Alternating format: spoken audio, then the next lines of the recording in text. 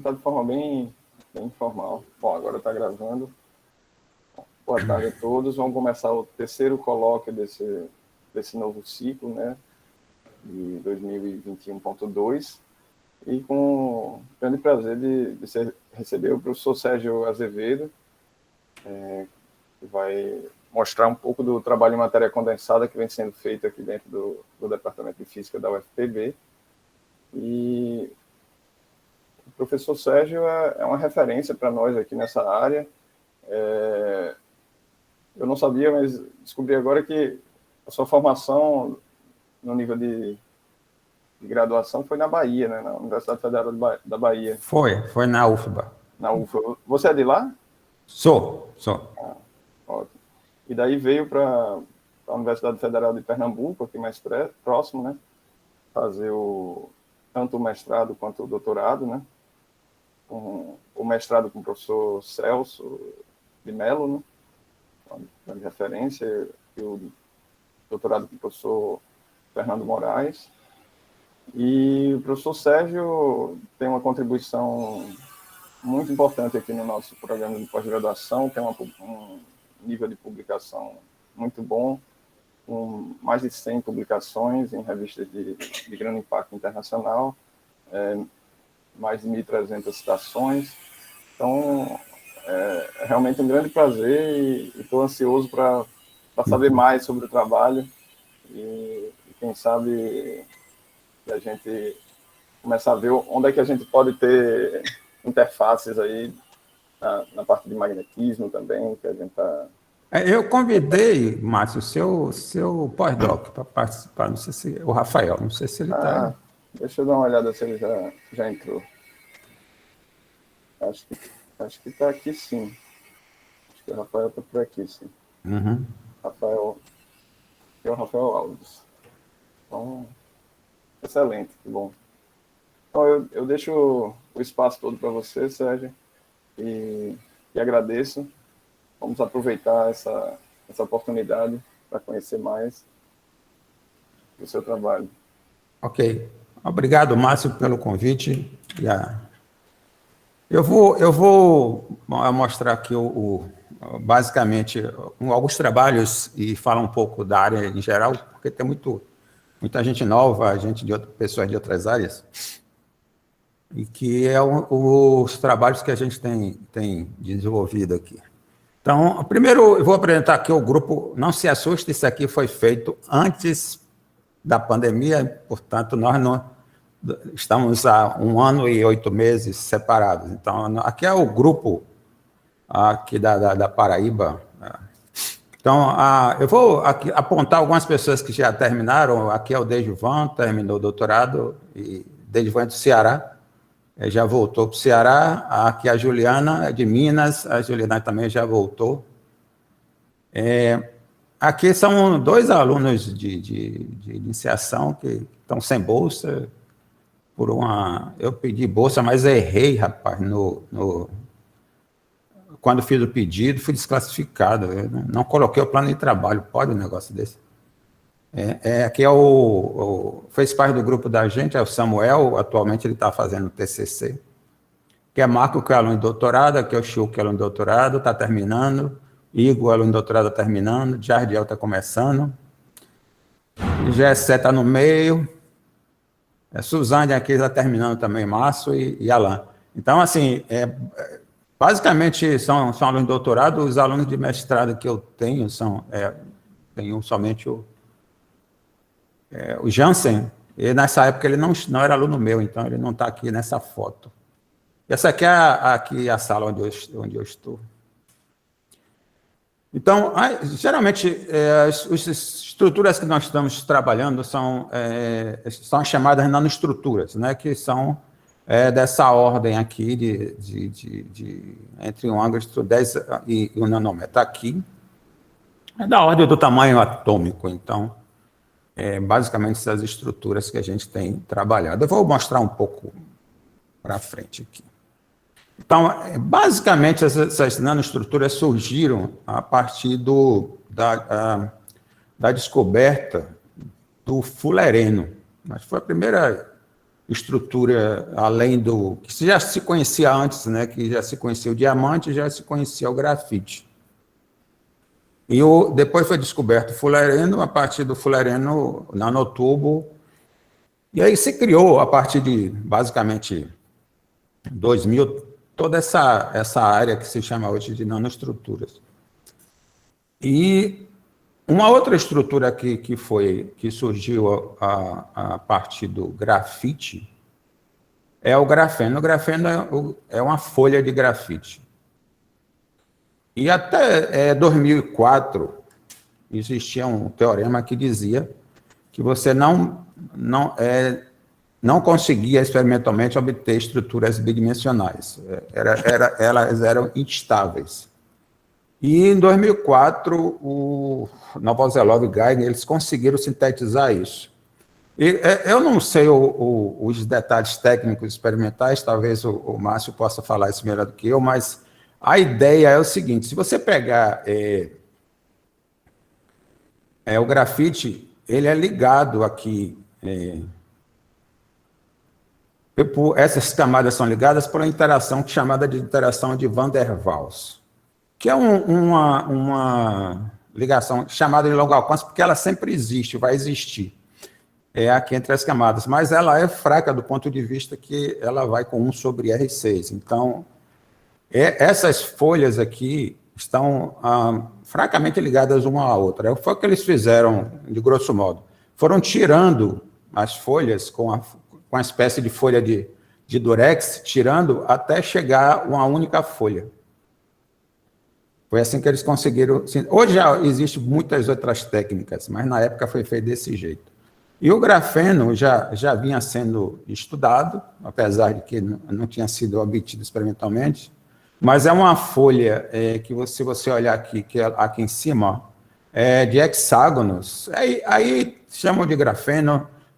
Antigamente era conhecida como colmeia, porque se você olhar lá a estrutura da casa de abelha ou casa de vespa, todas elas têm a forma hexagonal, e não é por acaso, porque é a forma que você gasta menos energia para gerar um plano hexagonal, apesar de que a maioria das calçadas são de quadradas e retângulos, mas os hexágonos são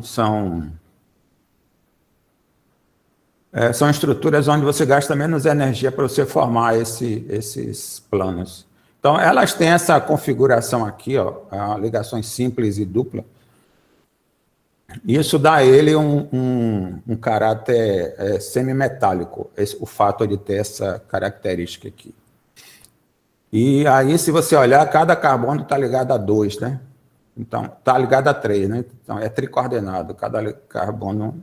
Então, essa estrutura aqui, eu só vou adiantar um pouco, essa estrutura aqui, quando surgiu, se criou um boom para aplicação em dispositivos eletrônicos e tudo. Só que, quando foi feito o cálculo da energia, de textura de bandas, essas coisas, para investigar qual o comportamento dessa estrutura, se era metálico, se era semicondutor, o que era, se descobriu que ele é um semimetal, ou seja, ele tem um gap nulo, portanto, ele não é adequado para dispositivos eletrônicos tipo transistores, por exemplo, que é bastante usado na eletrônica. Então, qual é a formação dessa estrutura? Esse é um carbono. Carbono, se você olhar na tabela periódica, ele tem essa estrutura, 1s2, 2s2, 2p2. Mas o carbono ele tem uma característica de se hibridizar, ou seja, ele junta 2 níveis aqui. Então, o S junta com o P, formando uma ligação tipo sp2, que é essa aqui, e sobra um orbital por aqui no chamado 1pz. Então, se você olhar aqui, cada 3 do carbono se combina, formando uma ligação aqui de compartilhamento, e que preenche esses níveis aqui, e sobra esse aqui, que é o chamado PZ. Aqui, que é quando tem aqui a dupla, uma delas é essa aqui, e a outra é essa aqui. Então, o carbono dessa estrutura de carbono só tem uma ligação que a gente chama de PZ, que é essa aqui, ó. Tá vendo? Essa aqui. Então, essas que estão no plano aqui, que estão no plano, são as ligações simples, e essa que sai do plano é a PZ. Essa é responsável pela característica. Toda a física daquela estrutura lá está associada a essa ligação que sai do plano, essa aqui, que é chamada, os químicos geralmente chamam de ligação π e sigma, né? Então, essas simples são ligações sigma, e uma daquelas duplas lá é a ligação π, que faz toda a física do problema. Então, como você tem... A gente tem um termo que usa o seguinte, como as ligações sp2 estão aqui, são ligações extremamente rígidas, ela não contribui muito, não contribui basicamente para a física dessas estruturas. Quem contribui é o orbital PZ, é um único orbital. O fato de ser um único orbital é fácil, em princípio, de você calcular essa energia desse sistema, fazendo as interações entre cada orbital desse PZ, e a gente chama de primeiros vizinhos aqui. Então, você escreve, como a gente escreve lá chama em física uma energia, né? Aqui, quando a gente vai mais evoluir mais, chama de hamiltoniano. Então, você escreve o hamiltoniano aqui dessa estrutura, que é o PZ, interagindo, por exemplo, você pode dizer que ele interage com os 3 primeiros vizinhos dele aqui. E quando você faz o gráfico de energia dele, você obtém essa estrutura aqui. Então, essa estrutura aqui tem uma característica interessante, que são esses pontinhos aqui. Esses pontinhos indicam que essas estruturas têm elétrons, que, se você olhar aqui, isso é como se fosse um conezinho aqui, ó. Tem elétrons que se movimentam com a velocidade muito alta e equivalente à velocidade da luz, que são os fótons. Então, isso dá uma característica importante para esse material do ponto de vista eletrônico. Mas, mesmo assim, se você olhar, ó, ele tem um gap aqui, mas a banda de baixo se toca num ponto, que isso é característica de um semimetal. O semimetal, grosseiramente, é um condutor não tão bom. É um condutor, mas não é tão bom quanto um condutor quando você tem um gap nulo e tem uma banda semi-preenchida.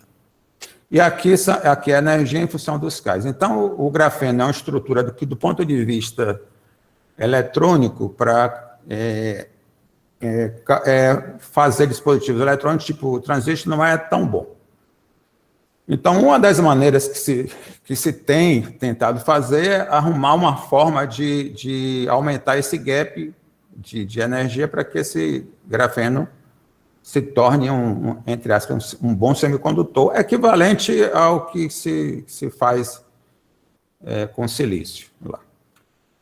Então, aqui, de novo, só mostrando a estrutura do grafeno, aqui é o PZ de novo, aqui é aquele cone visto em detalhes, mostrando que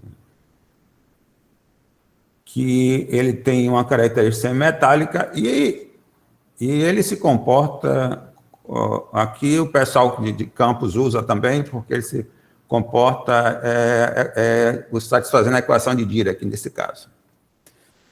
Então, o pessoal de campos usa também, trabalha com grafeno. Eu não sei nada disso, minha questão é outra. Então, e uma outra coisa é que o similar ao grafeno é o BN. O BN é uma estrutura que é similar ao grafeno, ela é hexagonal, formada agora por 2 átomos, bóron e nitrogênio. Por que eles se combinam? Porque o bóron tem 3 elétrons na camada de valência e o nitrogênio tem 5. Então, eles conseguem formar estruturas dessa forma. equivalente ao grafeno. Mas, por incrível que pareça, como o grafeno lá é semimetal, o BN ele é isolante com gap largo. Então, aqui, se você pegar uma única camada de nitreto de boro, ele lhe dá um gap desse 7,5. Se você tomar um book, se você tomar uma estrutura de forma de book, devido à interação entre as camadas, esse gap diminui, que dá 5,8, 5,79. Mas, de qualquer forma, é um gap largo. Então, do ponto de vista de dispositivo eletrônico, também não serve para muita coisa. Quando vocês olharam lá no título, eu falei estruturas híbridas. Não, estruturas híbridas para a gente é estruturas que mistura mais de 2 átomos. Então, qual é a ideia da gente? Era fazer estruturas com a junção de boro, nitrogênio e carbono. Por quê? Como o carbono é um semimetal e um boro e um BN é um isolante, se a gente juntar as duas coisas, talvez a gente tenha aí um comportamento semicondutor. Então, isso que a gente tentou fazer nesse primeiro trabalho aqui, em 2006, que saiu em 2006.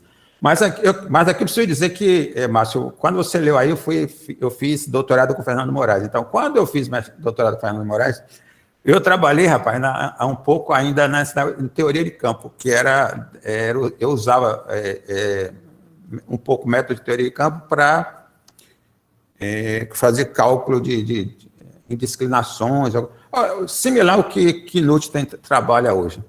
E aí, em 2002, eu terminei em 98, 2002, eu resolvi mudar de área completamente. Eu dei uma agonia, eu disse, eu vou mudar de área. Eu resolvi mudar. E aí eu fui para Belo Horizonte para trabalhar com um grupo lá do Xaxã, porque eu queria aprender, mexer com simulação computacional e tudo. Eu não sabia nada, eu fui do zero, aprendi tudo, comecei a aprender tudo lá. Então, esse foi quando eu estive lá, esse foi um dos trabalhos que a gente fez lá, que era essas estruturas de BCN. Então, como você tem BCN, e para você distribuir 3 átomos numa rede, você tem um número muito grande de possibilidades. Em primeiro lugar, o que a gente tentou fazer foi descobrir como seriam essas configurações de boro, carbono e nitrogênio nessa rede e quais são as mais estáveis, para daí a gente tentar criar estruturas maiores. Então, se você olhar, essas estruturas aqui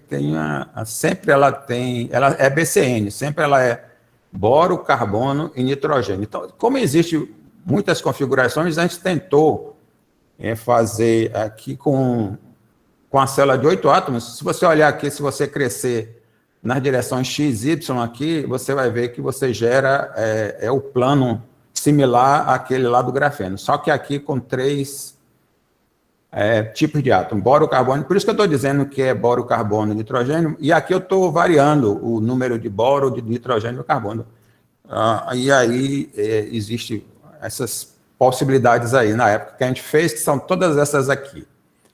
Então, aqui, cada uma dessas aqui, só para mostrar mais ou menos como é que se faz, cada uma dessas aqui é um programa que você roda para calcular a energia dela, e isso aqui, essa equação aqui do lado esquerdo da energia de formação, a gente tenta com isso aqui simular um pouco como se faz isso experimentalmente. Então, experimentalmente, você pode imaginar que você tem uma estrutura de carbono, um processo do tipo vaporização química. Então, você tem uma estrutura de carbono, você aquece, o carbono se precipita e você tem um gás com boro e nitrogênio. Pode ser o BH3 ou N2, e com isso, as moléculas, os átomos de B e N vão se depositando onde estava o carbono e vão formando essas estruturas. Então, aqui a gente simula, por exemplo, o potencial químico do boro. Então, aqui você pode imaginar, talvez, um BH3. Aqui a gente tirou da molécula de nitrogênio. Então, o que é que você faz? Você gera essa estrutura, ela mesma, a molécula, bota no programa para rodar e ele dá energia. O nitrogênio também. E aqui a gente tirou do próprio grafeno. E aí a energia de formação é a energia necessária para você formar essas estruturas aqui. E aqui está os valores dessas energias. E aqui, rico em nitrogênio, rico em boro, porque é o seguinte, se você tiver um número maior de nitrogênio na sua estrutura do que de boro, significa que o seu ambiente tinha mais boro do que nitrogênio, por isso que gerou aquilo. Então, você tem que fazer o seu cálculo para um ambiente, tanto para rico em nitrogênio e para rico em boro. E aqui os valores do gap, que se você olhar aqui, tem uma variedade de gap muito grande. Então, aqui a ideia da gente tá razoável, porque você tem gaps que vão de 0 a 1,45, 0,76, ou seja, pode ser usado, em princípio, para dispositivos eletrônicos. A questão era a gente entender qual era o comportamento desses gaps e por que isso acontecia. Isso foi em 2000, a gente fez trabalho, eu saí de lá em 2004, eu acho, e o pessoal ficou terminando lá. E saiu esse trabalho no Physical Review Bay em 2006. Só que não existia ainda nada experimental sobre isso. Era tudo teórico. Então, aqui é só para mostrar que isso aqui é tudo feito computacionalmente e a gente criou um modelinho, um modelinho feito na mão mesmo, para calcular essas energias de ligação entre esses átomos aqui, uma espécie de energia de formação, porque ao invés de você calcular isso no computador, você calculava já direto na mão. Então, a gente fez onde esse N-alfa aqui roda em todas as ligações, tipo, sei lá, se você pegar aqui, você tem ligação, esse branco é boro, preto é nitrogênio, cinza é carbono. Então, você tem ligação aqui, carbono-boro, carbono-carbono, boro-nitrogênio, carbono-nitrogênio. Então, o que é que a gente fez? A gente fez, para cada estrutura dessa, a gente escreveu o número de ligações, né? Então, essa ligação mais essa, aí a gente tinha energia que foi calculado no computador, nós escrevemos 1, 2, 3, 4, 5, 6, 12 mais 6, 18 equações, usamos o método dos mínimos quadrados, resolvemos esse sistema todo e encontramos essas energias aqui e a gente fez o gráfico dela com a energia obtida computacionalmente. Então, se você olhar, dá uma reta, significa que nosso modelo está bem razoável. Então, foi um dos primeiros trabalhos que nós fizemos nessa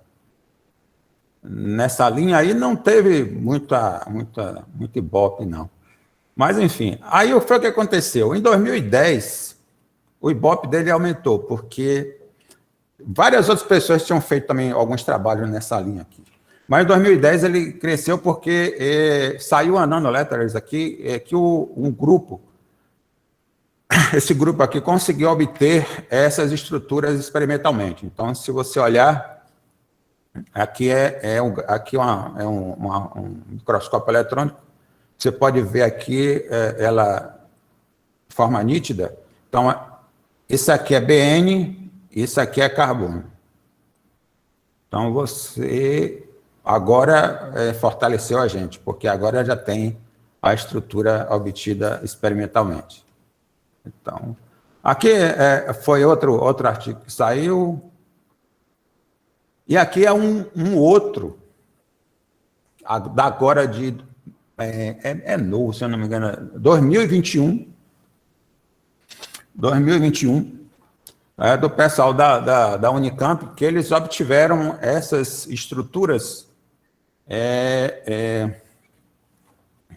de BN com o formato de ilhas aqui, ó. Eles conseguiram obter isso aqui. Então, isso fortalece um pouco essas coisas que a gente está fazendo. Então, qual é a ideia da gente, então? A ideia é o seguinte, você tem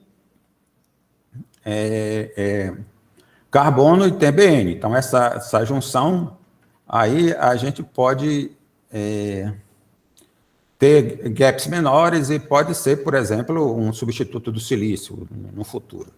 Uma outra coisa é o seguinte, se você pega carbono, ele tem 4 elétrons, e boro tem 3 e nitrogênio tem 5. Então, se você imaginar, se você coloca um boro no lugar do carbono, então você pode imaginar que você está acrescentando na sua rede um defeito aceitador.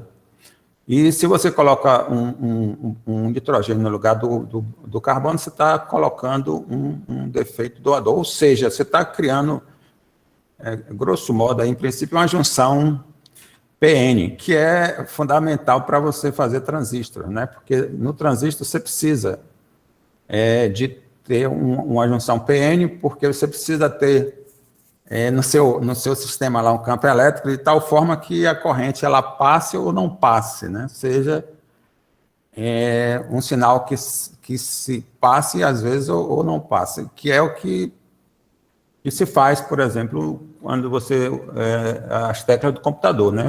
O 0 é corrente, o 1 é falta de corrente. Isso é feito através de transistores. Então, se a gente consegue lá ter essa coisa do gap, além disso, a gente consegue ter no nosso sistema a introdução de elétrons e buracos, você tem, em princípio, um campo bem razoável para aplicação em materiais e aplicação e substituição do silício, por exemplo. Então, a ideia nossa é essa. Nesse caso dos híbridos carbono, boro e nitrogênio, que grosso modo, é isso aqui, né? Você tem uma estrutura cristalina de silício, é isso que eu estava dizendo lá dos defeitos. Então, você tira um silício e você bota um outro átomo aqui, por exemplo, um átomo, que tem o fósforo, que você vai olhar aqui, ó, o silício está aqui, ele tem um elétron a menos. Então, quando você faz isso, você está tirando um elétron do seu sistema, você diz que seu sistema está colocando um buraco, uma falta de elétron, ou se você bota um material com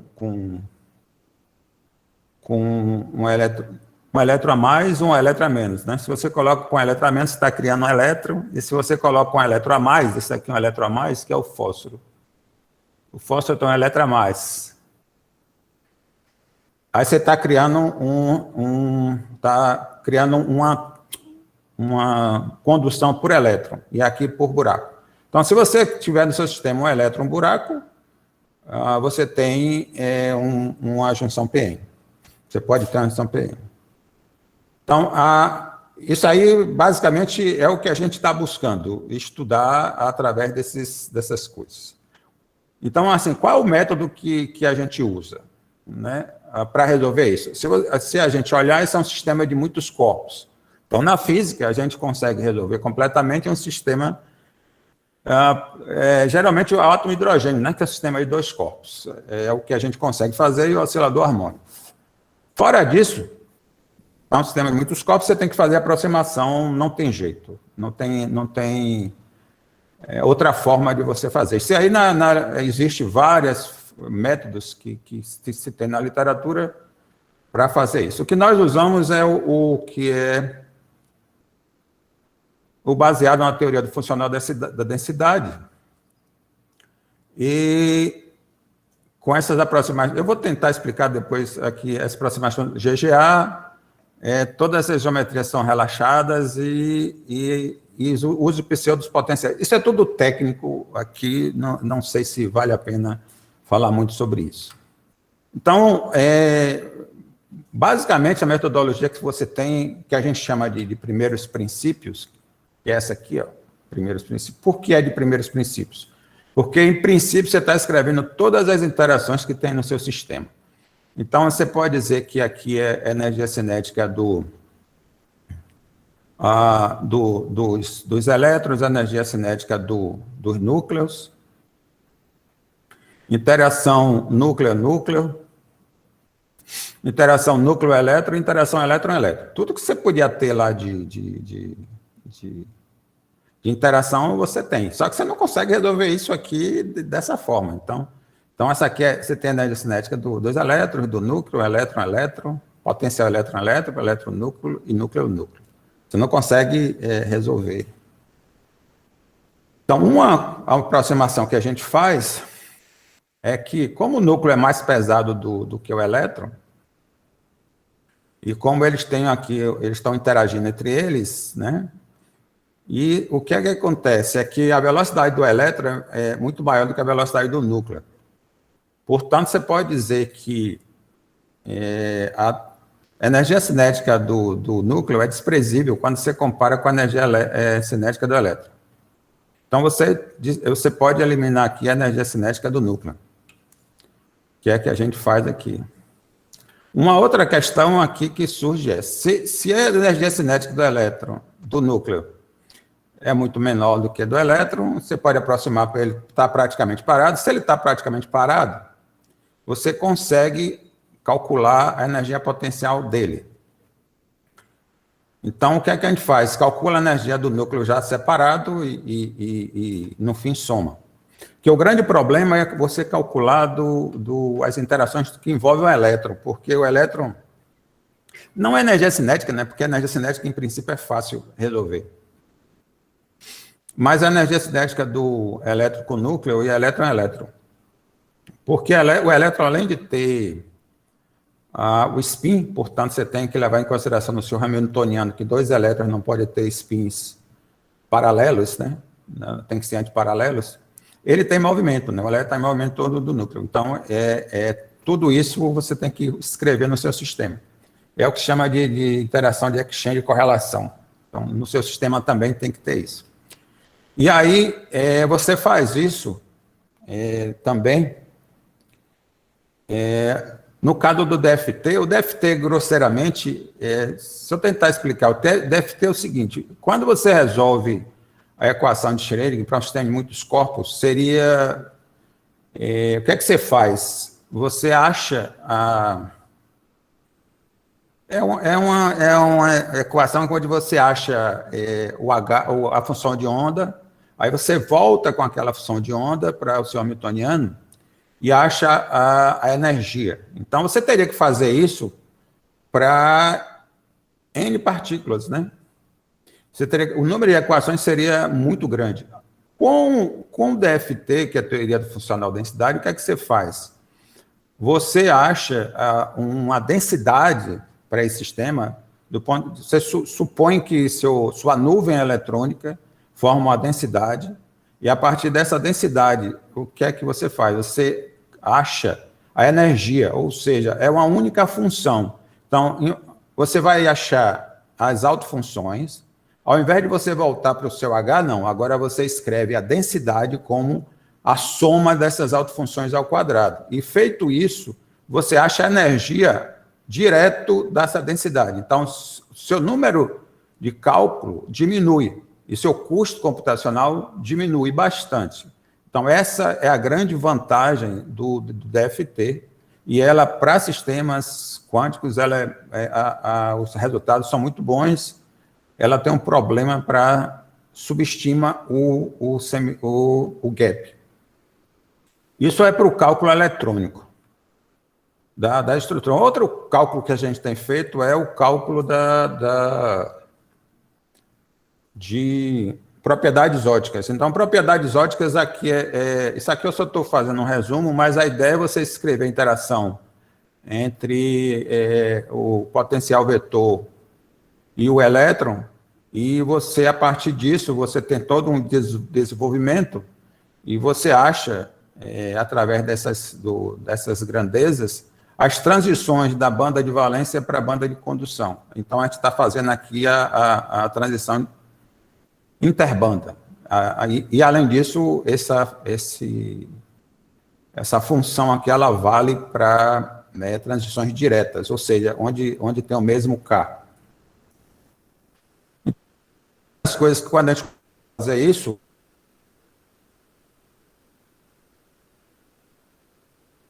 feito com outras teorias, uma das coisas que a gente fez foi tentar ver se esse resultado para a gente era bom, se funcionava.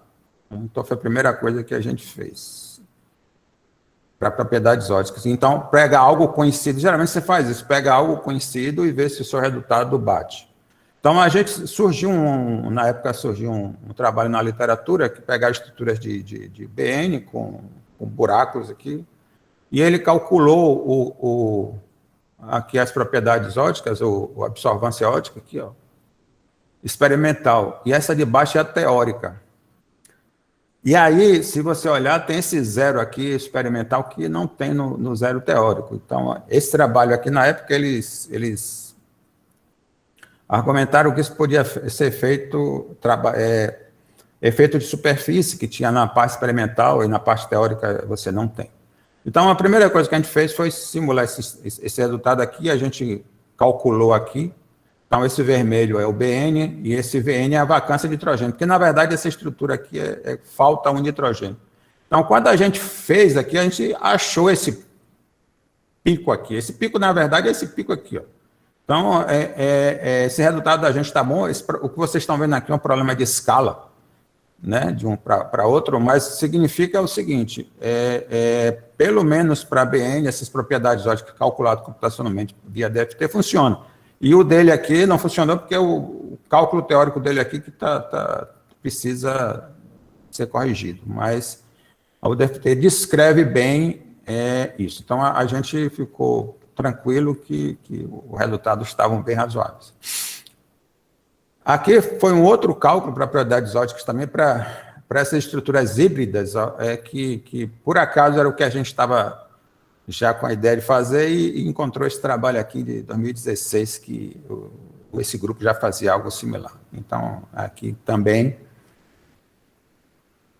Então, esse aqui foi o trabalho que a gente fez com propriedades óticas, que saiu aí nessa revista, e com um grupo lá de Santa Maria, que a Andressa, na época, era aluna de doutorado do Rogério Baerli, e o Matheus era de Santa Maria, mas fazia doutorado lá no Rio Grande do Sul, com uma professora, sempre esqueço o nome dela.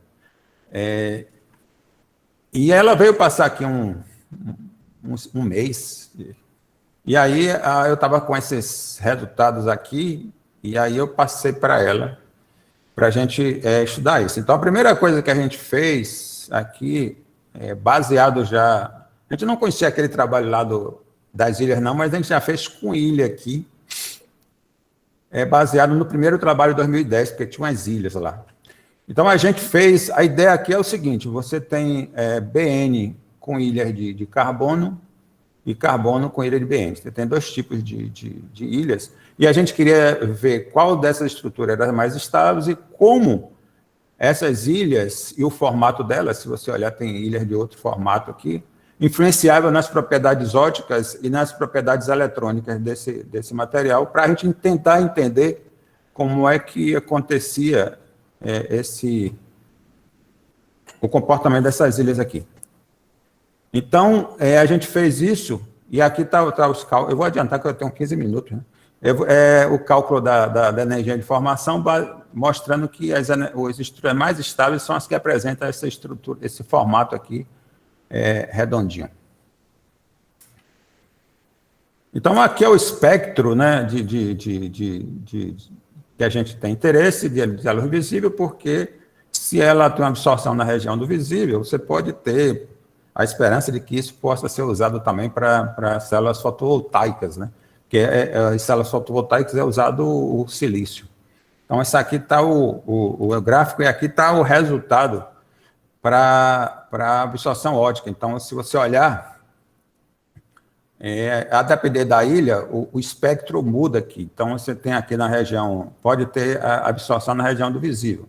Então, esse material, em princípio, você pode ser usado para esse sistema de células fotovoltaicas, em princípio. Claro que falta muita coisa para chegar lá.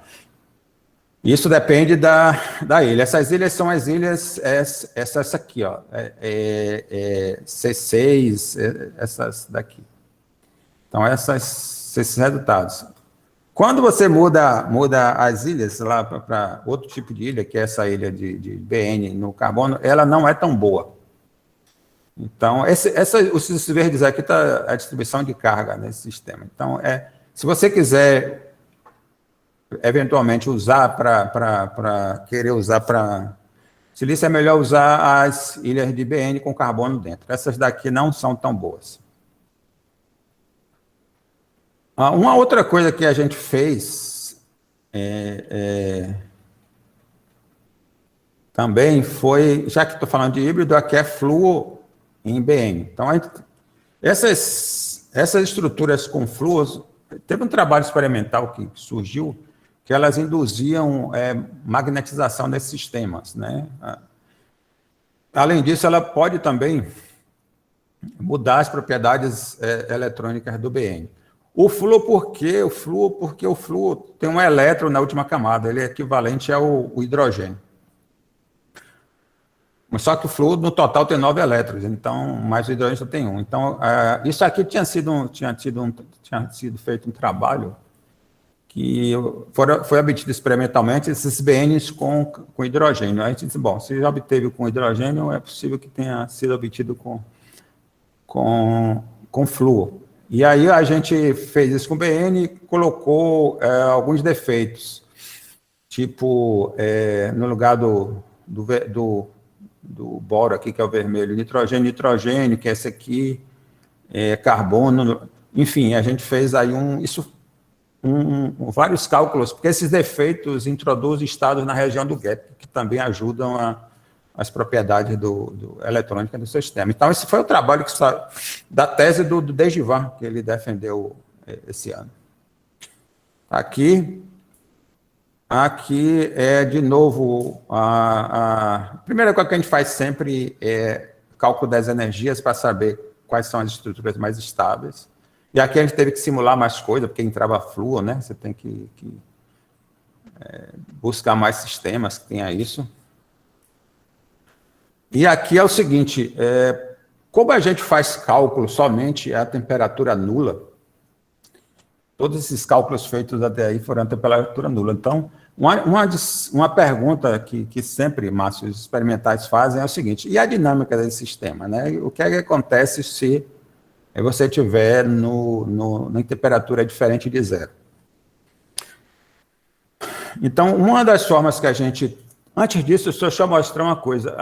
As estruturas mais estáveis da gente, a gente não entendia muito qual era o comportamento, porque é que algumas estruturas eram mais estáveis do que outras. Então, a gente começou a pensar e chegou à conclusão do seguinte, quando você coloca fluo, essas estruturas, se vocês olharem, deixa eu ver se dá para ver aqui não dá para ver, não. Ela sobe um pouquinho. Ela está no plano, quando você coloca fluo, ela puxa para cima. Esse puxar para cima, na verdade, é porque ela está querendo ir para a hibridização SP3. E a hibridização SP3, o ângulo dela é 109 graus. Algo que foi que a gente percebeu, que as estruturas que tinham ângulos de 109 graus, a se aproximar de 109 graus, eram as mais estáveis. Por isso que a gente fez esse gráfico, essa figura aqui, mostrando que a estabilidade estava associada ao fato dela ir para SP3. E voltando à coisa da dinâmica, então, uma das coisas que a gente faz é o cálculo de fônus, para saber um pouco da dinâmica. Então, aqui é o cálculo de fônus dessas estruturas, mostrando que se você não tem frequência negativa, portanto, você não tem frequências imaginárias, essas figuras aqui são estáveis, do ponto de vista de dinâmica. Uma outra coisa é você fazer também uma dinâmica molecular, agora com temperatura. Aqui, então você faz a dinâmica molecular, aqui a temperatura 300 Kelvin, que é a temperatura ambiente, e você sai aumentando de 200 em 200, 400, 400, até 1000. Então a gente colocou aqui 300 e 1000.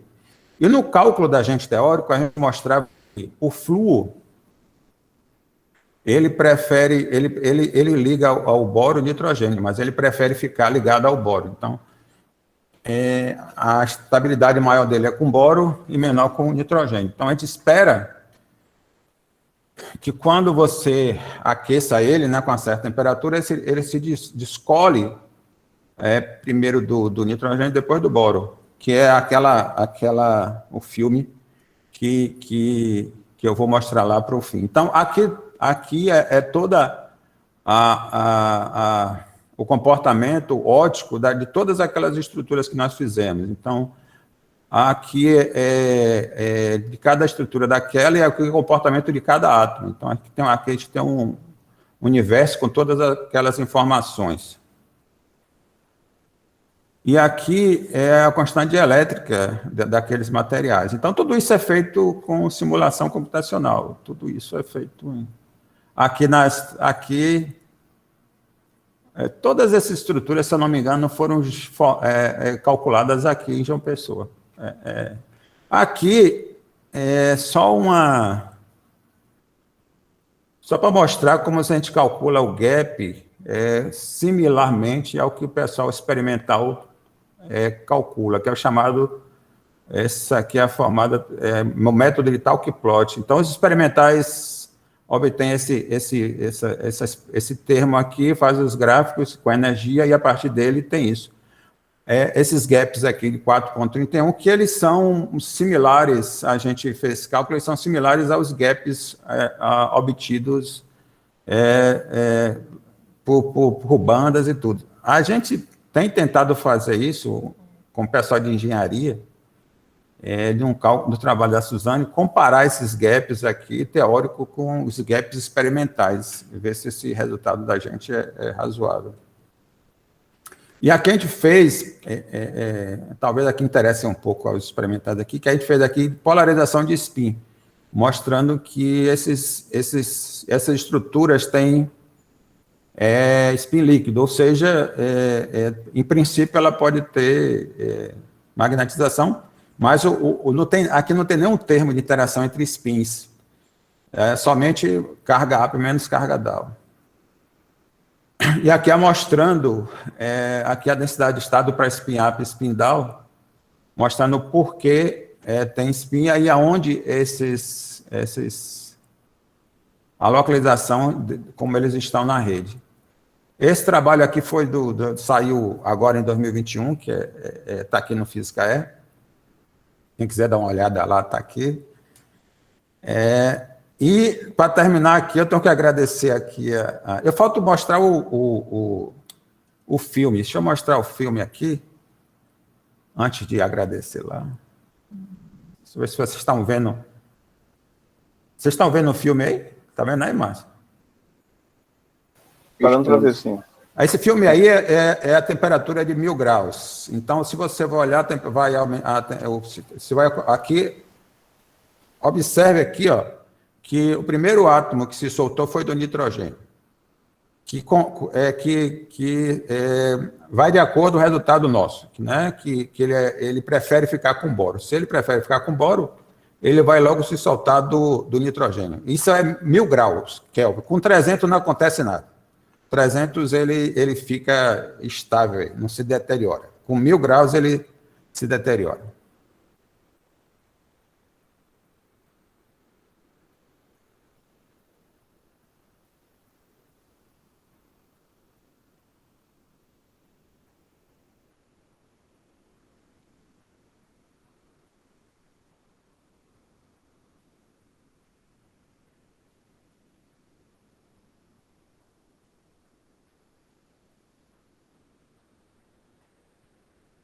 Pronto, então é isso aí.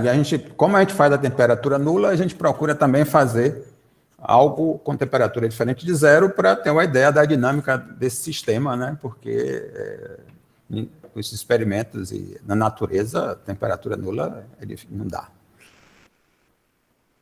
Então, voltando aqui, eu tenho os nossos cálculos são feitos aqui e as máquinas foram compradas através dos projetos do INCT, que é um projeto que envolve quase o Brasil todo, que já tem bem uns 6, 7 anos, mas é sediado em Minas Gerais. A FAPESC, aqui que a gente tenha, em 2018, nós ganhamos um Pronex, e que tem ajudado bastante na compra das máquinas. Então, a FAPESC aqui, nossa, tem investido nos últimos anos em pesquisa, em projetos, tem salvado a gente.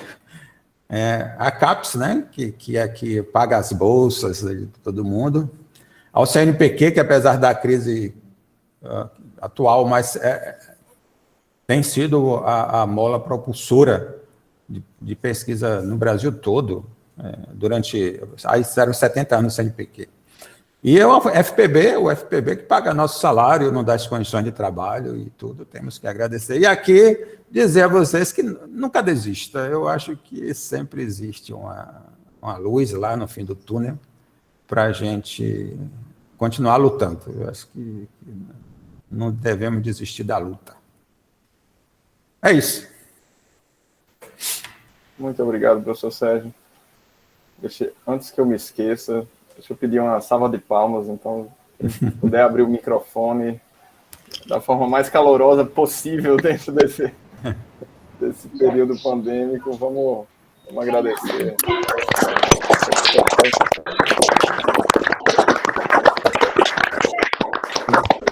Obrigado. Vou abrir para perguntas. Quem quiser fazer pelo chat pode fazer, mas eu vou dar preferência a quem quiser usar o microfone. Puder também colocar o vídeo para a gente ver. Fiquem à vontade. Perguntas. Jesus tem uma pergunta. Professor Jesus, tá bom? Oi, Sérgio, boa tarde. Muito obrigado pela... Deixa eu te mostrar uma coisa aqui. Se você fizer a pergunta difícil, aqui, viu? Certo. Muito obrigado, Sérgio, pelo seu colóquio. Parabéns, excelente. Me ajudou, gostei bastante dele, sobretudo da parte das propriedades óticas, né? Eu queria lhe fazer uma pergunta. Nesse programa Siesta que vocês usam, vocês colocam a estrutura que vocês vão querer, né? E você, a partir daí, obtém a resposta teórica do que seria o material, ou seja, absorvância, transmitância e demais. Existe a maneira da gente colocar a resposta e se procurar qual a estrutura que daria essa resposta? Fazer o inverso? Isso. Eu não sei. Tenho que tentar ver. Em princípio, eu não sei dizer. Porque uma das coisas que se busca bastante... Quer dizer, eu diria que a gente pode fazer o seguinte, em princípio não dá não, tem uma alternativa, que é você fazer todas as possibilidades possíveis do seu resultado e a gente sabe aí qual é a estrutura que está gerando aquilo. Entendi. Mas imagino que isso leve bastante tempo, né? Mas tempo para a gente, meu filho, não é um problema. Tem problemas, tem programas aqui. Esse de dinâmica ali que eu mostrei da temperatura, aquilo ali demora quase um mês roda. Caramba. Temperatura consome tempo computacional. Não é brincadeira, não. Porque você tem que fazer... o programa tem que rodar em torno de 5.000 passos até ele... Porque no início ele fica procurando se estabilizar, né? Então ele demora muito para se estabilizar. Aí se estabiliza com 2.000, 3.000 passos. Então você tem que fazer mais passos para você ter a resposta que você quer. Isso demora em torno de um mês, se não faltar luz. Aí às vezes falta energia, falta isso, falta aquilo. Certo. Aí... Minha pergunta, Sérgio, porque eu percebi, né, que além de vocês terem, por exemplo, regiões onde você tem uma absorvância grande, né, vocês têm espécie de regiões onde tem absorvância pequena, então você poderia também fazer uma espécie de filtros, passa altos, passa baixos, ou Sim. passa banda, inclusive, né? Sim. E isso é muito buscado também na parte óptica, inclusive no infravermelho, que eu vi que tem alguns gráficos que na parte do infravermelho dá para fazer uma espécie. Pois isso a gente tem como identificar na estrutura onde é que acontece aquilo. Porque isso seria muito interessante para essa parte de aplicações. Nem sempre o que você busca é só a parte onde absorve, mas também, às vezes, a parte onde ele é transmitido, né? Porque, Jesus, assim, a gente fala em simulação, às vezes o pessoal entende que botou a estrutura lá para rodar, tem um resultado, escreve o paper, né? Mas, assim, o que o programa lhe dá, na verdade, ele lhe dá as altas energias do seu sistema e tudo. Todo o resto é você que tem que fazer, interpretar, né? Então, todas essas coisas que você fala, a gente tem condição de sentar, discutir e tentar entender. E a partir do que a gente quer, a gente vai lá no programa e meio que direciona ele para os resultados que a gente quer. Ou, às vezes você quer aquela região, então você pega uma estrutura com a célula unitária menor, ou faz o cálculo por átomo para saber o que está acontecendo. Então, a gente tem, com o tempo, você vai pegando o jeitão, né, do negócio, aí você vai... Tá, ok. Obrigado, Sergei. Por nada.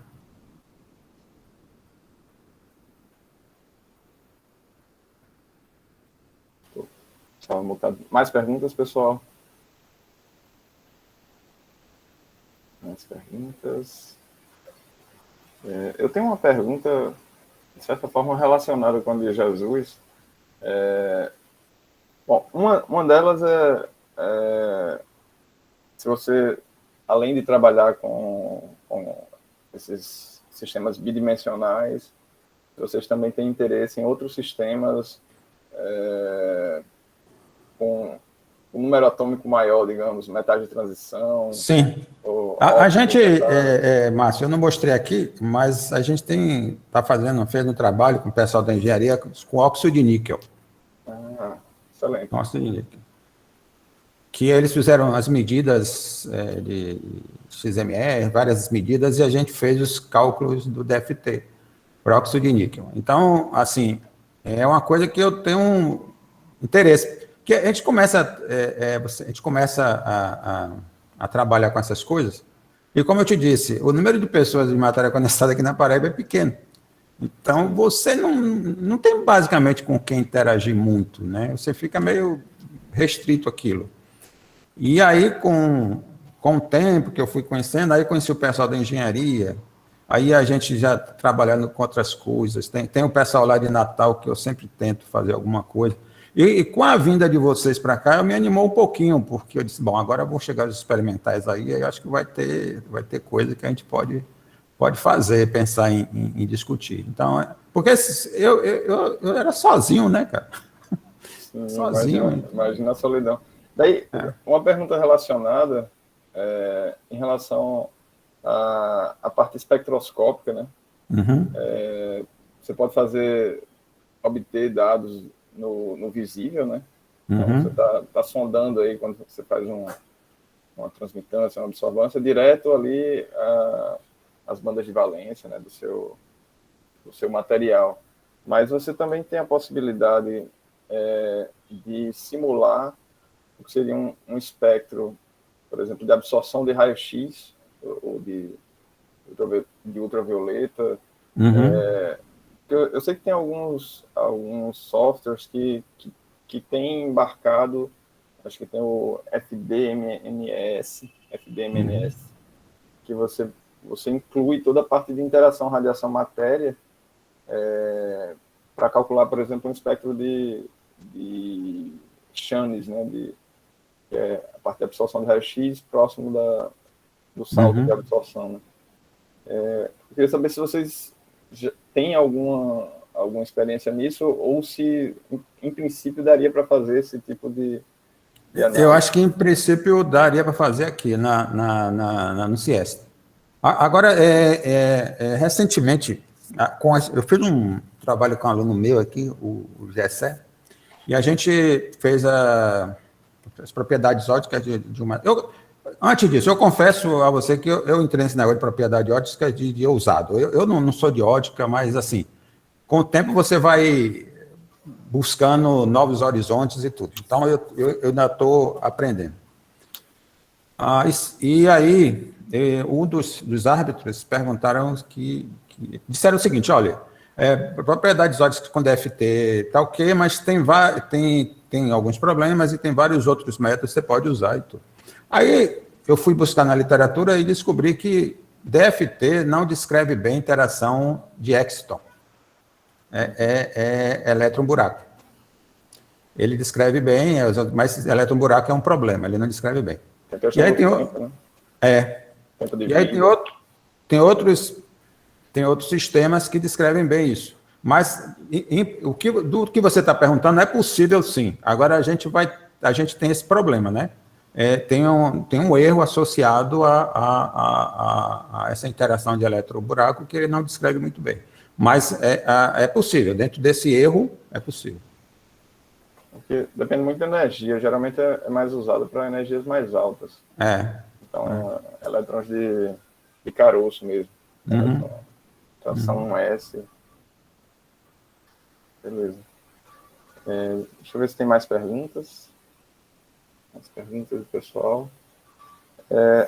Na verdade, é mais uma questão de linguagem que, quando você estava fazendo o seminário, você sempre falava de ilhas, né? Ilhas.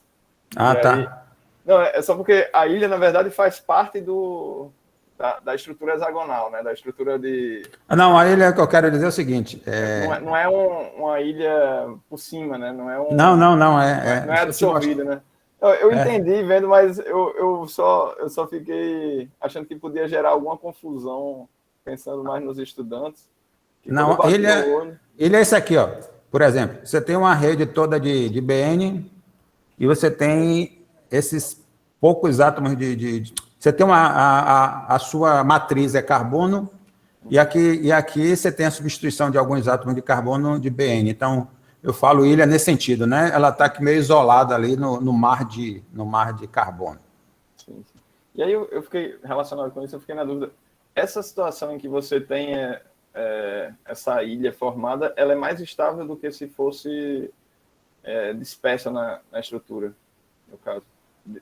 Se você tivesse os átomos, nesse caso aí, de nitrogênio. Pois isso é uma conta que tem que fazer. Eu não sei dizer. Porque você precisa, para eu fazer isso, eu tenho que fazer várias ilhas, né? E calcular a interação delas. E uma ilha grande equivalente àquela e calcular também. Eu preciso fazer essa pergunta. Foi até uma vez um árbitro me fez, eu disse, não sei, eu vou ter que fazer as contas para fazer isso. Certo. Porque quem administra, quem governa essas estabilidades é o número de ligações, é a ligação. Então, ela, por ordem de hierarquia, ele prefere carbono-carbono, BN, carbono-nitrogênio e carbono-boro. Ele não gosta de boro-boro nem nitrogênio-nitrogênio. Então, se você tem uma estrutura que a ilha vai crescendo localmente, ou ilhas separadas, vai depender de quem vai maximizar o número de ligações BN e carbono-carbono. Sim. Beleza. Muito legal. Bom, outra coisa que eu não falei é que o que importa na estrutura eletrônica aí são os átomos da borda. Os átomos estão dentro aqui, ó. Deixa eu tentar mostrar aqui. Aquele das estruturas lá, deixa eu ver. Aqui. Então, se você pegar esse aqui, ó, esses átomos aqui dentro, eles não entram na estrutura eletrônica. Basicamente, quem entra são esses átomos daqui da borda. A gente mostra isso. Por isso que se você pegar aqui essa borda, aqui você tem um átomo de boro, aqui átomo de nitrogênio. Então, esse átomo de boro aqui se comporta como um estado... Esse elétron aqui se comporta como um elétron... Essa estrutura se comporta como um estado receptor e aqui um doador. Aí, se você faz a estrutura eletrônica aqui, aparece estado na região do gap, próximo à banda de valência e próximo à banda de condução, mostrando que você tem um par elétron-buraco. Se aqui for tudo azul, ó, só for nitrogênio, você só tem estado doador. Então, só aparece estados numa região. E aqui é o contrário. Então, por isso que a gente acha que isso aqui é fundamental para você tentar controlar o gap, o valor do gap. Porque se você aumenta o tamanho aqui da ilha, você aumenta o número de elétrons, que você está fornecendo o sistema, você aumenta o número de estados na região do gap. Eu não falei isso, mas é uma coisa que a gente já detectou nesses sistemas.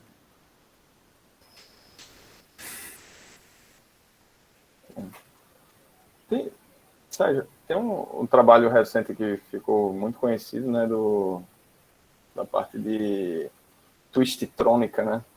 Você coloca folhas de grafeno uma sobre a outra com um pequeno desvio angular. Um pequeno twist que ele chama, né? Isso, faz um twist. E aí você tem uma influência, você tem um batimento ali, um moarré, né? Uhum. Esse tipo de sistema é de interesse também do grupo? É o pessoal de Belo Horizonte, né? A do Jorge. Pois é, a gente tem uma colaboração com o pessoal de Belo Horizonte, né? E com o pessoal de Ouro Preto. O problema é que na época que surgiu isso, problema não, quem fez isso foi o Ado, né? E o grupo do Pimenta, né? E aí o pessoal de Belo Horizonte, bicho, os teóricos lá são bons, então eu não queria me meter nisso, não tem graça, né? Os caras já estão nessa, né? Os caras estão nessa, então a questão foi essa, porque... O Caixão está trabalhando com isso também? Não, Caixão não. Do que eu saiba, não. Mas Caixão tem uma colaboração muito forte com o pessoal eu me esqueci o nome do outro lado dele. Me esqueci o nome. Mas eu não vejo Caixão interagindo muito com o Marco, não. Nem com o Ado. Ele tem com outro grupo. Que usa essas pontas para medir coisa, como é FM, né? Eles usam... Bernardo. Ah, sim. A de FM. O Xaxão interage mais com o pessoal do Bernardo lá. Entendi. Beleza. Mas se você tiver alguma coisa e eventualmente quiser conversar com ele também, eu tenho uma boa relação com ele. Ele é um cara muito, muito criativo, muito bom de interagir. Legal. Muito bom. Bom, vou agradecer novamente pelas respostas às perguntas. Vou interromper a gravação. Agradecer a todo mundo que seguiu o colóquio. Foi uma excelente participação. Agradecer mais uma vez ao professor Sérgio Azevedo. Márcio, eu vou fazer aqui uma propagandazinha que dia 20 eu vou dar uma palestra lá no Encontro Fiscal Nordeste. Se eu não me engano, às 11h30, na sessão de nanoestruturas. Muito bom. Vamos prestigiar. Bom, então vou interrompendo a gravação. Deixa eu parar aqui também minha